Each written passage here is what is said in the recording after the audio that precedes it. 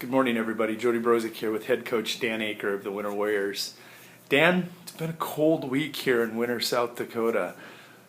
Last week we talked memorable homecoming games.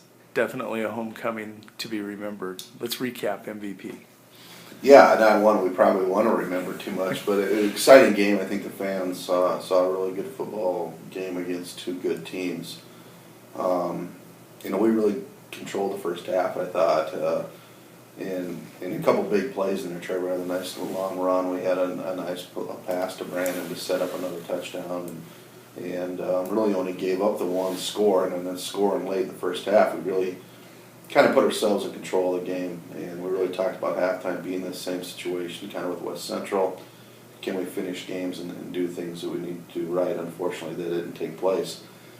First play of the second half, we pick off the option, a pitch, and score, and you'd think that'd be a big momentum boost, and definitely in control now, 28-6. Hindsight, I think maybe it might have been the worst thing that could have happened to us in terms of keeping that focus and intensity. There's no question. I thought we really relaxed a little bit.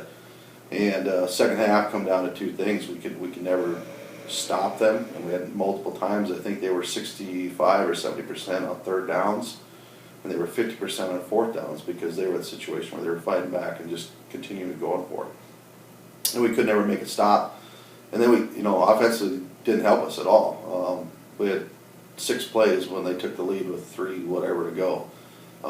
We get 1 first down in there, 2 first downs. The time that they had to maybe come back is probably eliminated. So it worked every way. And then we had some things even kind of go right. We went 3 and out, and Phillip just smashes a punt and pins him on the 2-yard line. And we think maybe this is what's going to maybe settle us down, and they go 98 yards, kind of fairly methodical. And then I guess they did have, they had the one pass over the top.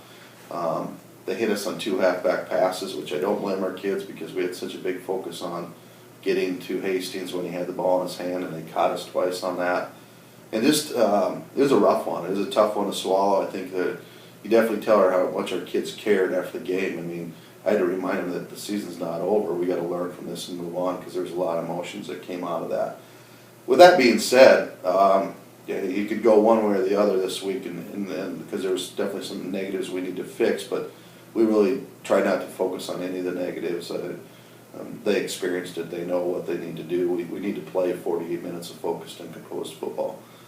But a positive, I think, we went toe-to-toe with a top-tier team and had the game in control. And so we've shown, I think the two that stick out are probably the first half of West Central, first half of MVP.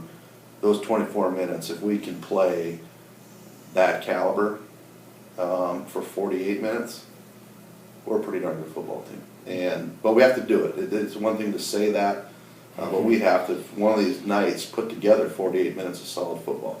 And we're close. I think that game proved that we're close. But to get over that hump, you get that focus and composure has to take place. And we didn't have it in the second half, and hopefully moving forward, we have it.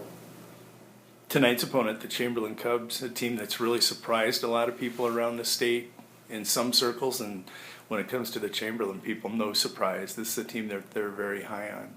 Go ahead and give us your analysis of the Chamberlain Cubs 2018. They're big. I mean, they're by far the biggest team we've seen, and it starts with Nash Shotmaker. Everybody knows Nash, and he's a special player, special wrestler, special athlete, and big, physical, strong. But they got other guys too around him. I mean, you look at their starting front. It's Nash. They list him at 305. I don't know what he's weighing, but he's in that ballpark. You have another 285, 275, 265, 225, 235, 245. Even Hawk, the running back's 225. So they're big, and we got to try to figure out how we're going to counter that a little bit. So line of scrimmage, without question, is very critical for us tonight. I like what their coaches kind of did this year. They've traditionally kind of been open spread, and Jazz Dominguez is a good quarterback. He can throw it a long ways, and he's been a 3-year starter. But they've kind of went the mindset of going some power eye unbalanced and just trying to go at teams, which to me makes sense with the personnel they have. And then they're very comfortable with going double slot and trips and then throwing it around too. So it's almost like 2 different offenses. I think they actually sub guys in for the 2 different offenses they have. So defensively, it can be kind of a challenge. If we can't maintain the line of scrimmage and stop them there, it'll be a long night. They'll just keep hammering away at us. So that's obviously the number one thing for us is to play well in line of scrimmage and stop them there. And then the challenge, I think, when they go spread is that Dominguez can throw it so far. He's got an unbelievably strong arm, and we really tried to work our secondary this week that you don't underestimate how far he can throw it. If you do, we're going to be in trouble. He'll throw it 50 yards if you give him time. So we really got to run with those receivers and cover well. And just, overall, we're going to have to play solid defensively. Defensively for them, they haven't really blitzed a lot this year. Traditionally, they blitzed us a lot, and I kind of expect that they will, but I think they've been able to just rely on their big guys up front to kind of control that line of scrimmage and let their linebackers and secondary make plays. But, I think the size factor that they bring, the talent they have up front is their number one concern. I think they're in the same situation we are a little bit. They lost an overtime game to Woonsocket last week and lost to Grove the week before. So, and they still have MVP on their schedule. So they, without question, know that this game and the MVP game are critical for them in order to make playoffs. You add the fact that I think we're on a 12 or 13 game winning streak against them. Mm-hmm. It's their homecoming, and they're fighting for the playoff lives. The intensity we talked that we need to bring to the table at the start of the game in Valentine is as much of that tonight or even more. So, for us, I think it's character. How are we going to respond? We've shown that we can. After Wells Christian, we came back and played a really nice game in Stanley County, and we'll find out a lot about ourselves tonight as we prepare for them. Looking at the big picture coming down the stretch, 11B playoffs, right now I believe we're sitting number 4 in Region 4. Big games coming up with Chamberlain, Woonsocket, Wessington Springs, Sanborn Central, and WIANER in there also.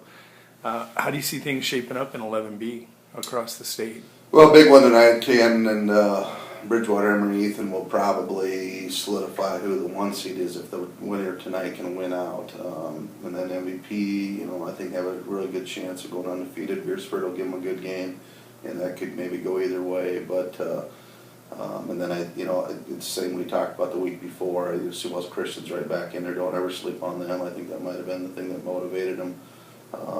And then Beersford and Canton, Bridgewater, and Reef, and those are the ones that seem to stick out a little bit. We can only control what we can do. PowerPoint wise, if you looked at that last week's loss, hurt us in that sense, but we can't get that back. We can only focus on where we're at right now and do what we can. And then how that plays out, you just got to prepare yourself for that. We still have, I think, a strong chance of hosting the first round playoff if we take care of business here tonight and then moving forward. And then who knows after that what happens. But, for us, it's not so much, and we don't really ever talk about that with our kids, but we just need to solidify ourselves as a team that can play 48 minutes. And that's what we're really looking for tonight. Can we be consistent? Can we be focused? Can we keep our composure and play a good 48-minute game? We played 48-minute games the last 2 weeks. I didn't think we played very clean and very well on Valentine. We turned it over and we had way too many penalties. But we needed a 48-minute game, and then we kind of showed last week that we could play 24 good minutes, but not necessarily 48. So we need to play a solid 48-minute game and be the team that I think we can be. But we have to do it, and tonight would be a great time to do it. You're talking about mental preparation down the stretch here and charisma. Physically, how are the Winter Warriors coming down the stretch? Yeah, Ethan Vesely is probably out for the year. He hurt his knee, and I think they're going to get surgery. And that's a pretty good loss. Ethan's unfortunate for him, but as a junior, hopefully he gets to come back and play his senior year. But he's been coming on really well at tight end and defensive end. Good news is at that position we still have 3 seniors rotating in there, so we're going to need their seniors to step up at that position. Nolan, I think, will find out early next week where his status is, and we're really hoping that we get him back for playoffs because I think that would really help the depth and the things that he can probably bring to the table. So we'll know about that. But other than that, I think we got some guys back. We're as healthy as we've been, with the exception of Ethan. And we're going to try to rotate some more guys tonight and get some of the guys, some freshmen and some sophomores that have kind of showed us something throughout the year. Give them a chance tonight, and I think that'll help with our depth and keeping guys fresh a little bit, especially against the big boys. So varsity football. Let's talk about the young guys. You're talking about the freshmen and sophomores. Recap their season for us. Well, we've had a pretty decent season. It seems like we played. I would kind of term our JV as playing to the level of their opponent. And we've every game's been tight. We pulled a couple of them out. We lost a tight 6-2 to Valentine, and then we won some tight ones in there. But I wasn't up in Pierre on Monday, but our coaches say without question the best game they played all year. And I think it ended up 20-8, but they had opportunities to hang with a AA school, and you know I think it had a lot to do with playing Pierre, right? And that's, as younger guys, sometimes they got to figure that out. That you know, and it's maybe a little bit we're talking about with our varsity too. Can you have that mental focus and play with that intensity no matter who you're playing? Not necessarily play at the level of the opponent you're playing. And so that's a learning process too. But they're coming along. We're really freshman laden in our JV, so they're getting a lot of reps, and that's good to see. And you know, obviously, as I said before, some of them have showed us enough that I think they'll be in the field a little bit tonight in the varsity game. So they're rewarding themselves. It's time to travel. Good luck tonight, Dan. Thank you.